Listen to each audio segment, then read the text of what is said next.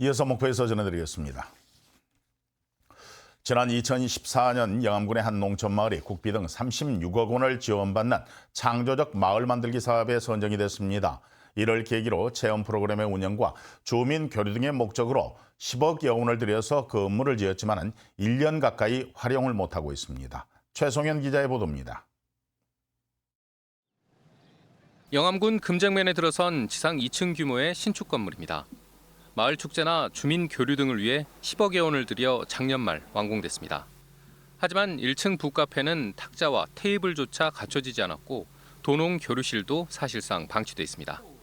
2층에는 천장형 에어컨과 취사시설을 갖춘 숙박용 객실 6개가 있지만 아직까지 한 번도 사용하지 않았습니다. 지난 2월 운영법인까지 설립됐지만 언제 문을 열지는 미지수입니다. 상주할 수 있는 직원이 있어야 되는데 이 직원을 데리고 있을 만한 그런 지금 재원 마련이 불명확하기 때문에 영암군은 시설 운영 방안을 놓고 주민 간 이견이 크다면서도 일단 임시 운영이라도 하자는 입장입니다. 하지만 어떤 방식으로 운영비를 마련할지에 대해선 회의적입니다. 제적으로 전화를 확보할 수 있는 여건이 현재는 안 되기 때문에 시설을 운영할 수 있는 최소 인력으로 해가지고 그런 차원으로 좀 진행이 됐으면 싶은데 인근 5개 마을은 물론 도농 교류의 장으로 만들겠다며 10억여 원을 들여 지은 주민 공감센터. 정작 시설을 운영할 재원 확보 방안을 마련하지 못하면서 마을의 애물단지로 전락하고 있습니다.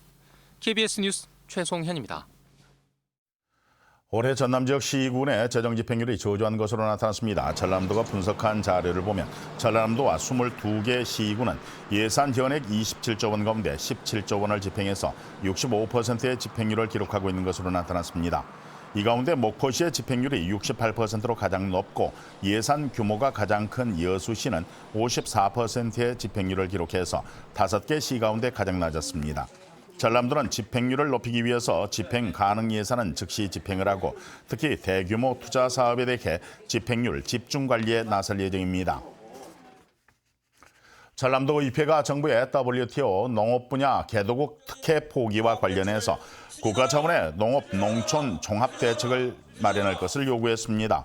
도의회는 정부의 개도국 특혜 자진 포기는 미국과의 통상 협상에서 농업을 방패막이로 희생시킨 것이고 통상 주권과 식량 주권을 동시에 미국의 손에 맡긴 것이라고 비판했습니다. 이에 따라 의회는 농업 농촌을 통상 외교의 희생양으로 만들지 말고 일시적인 연명 치료가 아닌 항구적인 피해 보전과 경쟁력 제고 방안 마련을 촉구했습니다. 광주연남 상생발전위원회가 다음 달 26일, 25일 광주에서 열립니다. 시도지사가 참석하는 이번 위원회는 기존 상생발전 과제인 군공항의 이전과 한전공대 설립 등 35개 추진 상황을 점검하고 혁신도시 공공기관의 유치 등 새로 선정한 신규 협력 과제들에 대해서도 논의할 예정입니다.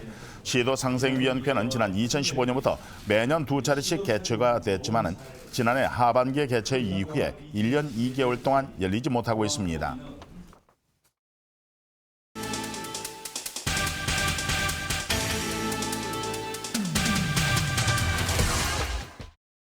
2019 초등부 전국 축구리그가 다음 달 강진 종합운동장과 축구 전용구장에서 열립니다. 전국 지역별 예선전을 거쳐서 통과한 90개 팀이 참가하는 이번 대회는 청룡그룹과 백호그룹으로 나누어 진행되고 강진구는 선수와 학부모들에게 농산 어촌 체험마을 등 관광지 안내 등을 적극 지원할 계획입니다. 해남군이 해남 출신 기업인을 초청해 기업 투자 유치 설명회를 갖는 홈커밍데이 행사를 내일 실시합니다. 해남군은 향후 기업인들의 의견을 듣고 지역 기업과 연계한 인적 네트워크를 구축해 협력 체계를 마련할 계획입니다. 2019년 목포 사랑의 수어 문화제가 오는 주말 목포 평화광장 야외 무대에서 열립니다. 이번 수어 문화제는 수어 노래와 연기 그리고 연설 등 3가지 부문으로 이루어졌고 수어에 관심 있는 농인과 청인 그리고 비장애인 등 누구나 참여가 가능합니다.